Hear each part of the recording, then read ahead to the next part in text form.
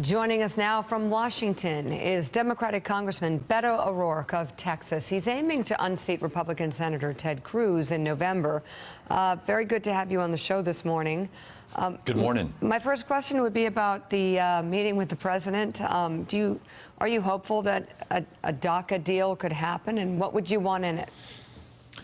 First and foremost, I want to make sure that those 800,000 dreamers who are in any way that's meaningful, just as American as you or I or our kids, are able to stay and continue to contribute to the success of this country.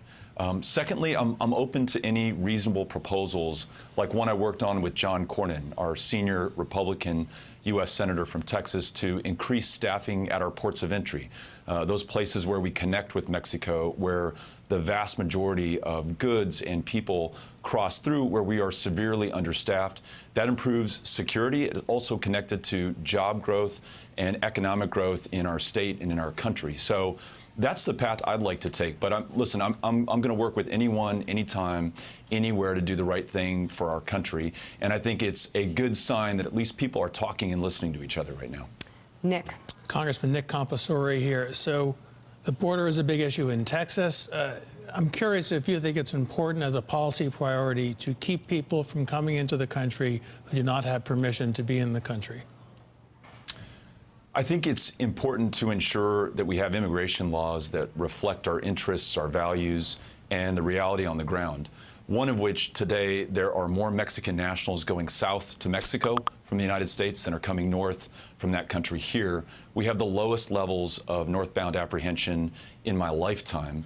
And El Paso, the community that I represent, is routinely ranked the first or the second or the third safest city in the United States using FBI crime data. We're spending almost $20 billion a year on border security. We've had 0 terrorists or terrorist plots who have used our border with Mexico to attack the United States, and we have 20,000 Border Patrol agents. So it's hard to see how we're not past the point of diminishing returns on the border, and how that is continuously used as an excuse to prevent us from moving forward on things that we need to do.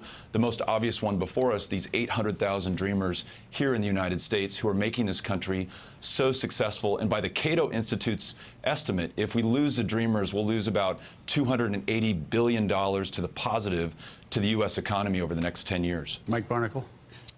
Congressman, El Salvador has one of the highest homicide rates in the world as a country. I'm going to assume that there are many people from El Salvador, living in Texas. And we have a proposal now from this administration to ship hundreds of thousands of Salvadorans back to their country after they've been here 15, 16, 17 years, despite the lethal threat to many of them. Yeah, it's absolutely unconscionable. 200,000 Salvadorans in this country. In some cases, they've been here for 15 or 17 years, lived most of their lives here in the United States, are ensuring that we are secure, safe, successful communities.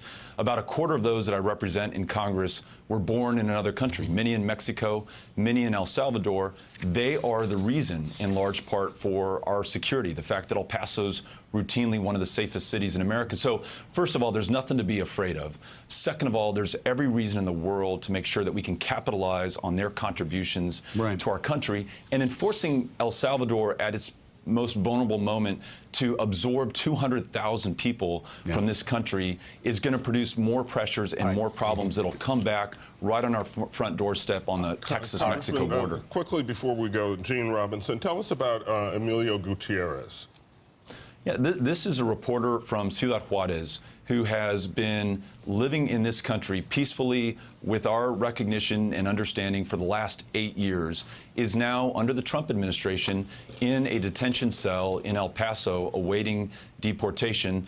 In addition, he's there with his son, Oscar, who has done nothing wrong, nor has Emilio. He's just doing what we want the press to do, reporting the facts, showing truth to power, and is hunted by those who are worried about what he has uncovered. His government cannot protect him. We have a responsibility to do that.